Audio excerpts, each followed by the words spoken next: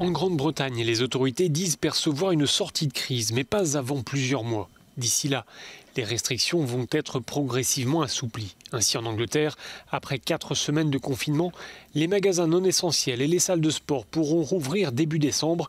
Certains pubs et restaurants également. En fait, tout sera décidé au niveau local en fonction de l'incidence du virus.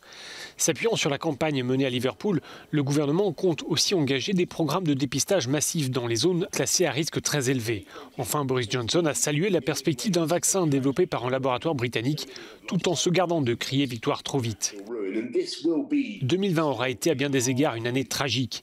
L'hiver sera encore difficile et ce Noël ne sera pas un Noël normal. Le chemin est encore long jusqu'au printemps, mais nous avons franchi une étape et l'issue est en vue. Cela dit, la stratégie de Boris Johnson est critiquée par l'opposition. Le leader du Parti travailliste s'est exprimé ce lundi au Parlement. Le Premier ministre propose un retour à un système à 3 niveaux. C'est risqué.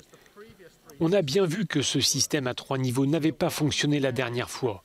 Tous les indicateurs sont progressivement passés au rouge. Et cela nous a conduit à un reconfinement dans tout le pays. Pendant ce temps, la Catalogne commence à se déconfiner. Cette région d'Espagne avait été la première à fermer complètement bars et restaurants à la mi-octobre face à la deuxième vague épidémique. Elle est aujourd'hui la première à autoriser leur réouverture.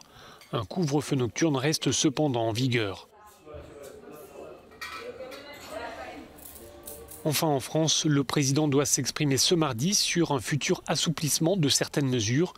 Les petits commerçants espèrent pouvoir rouvrir rapidement et sauver en partie la période habituellement faste précédant Noël.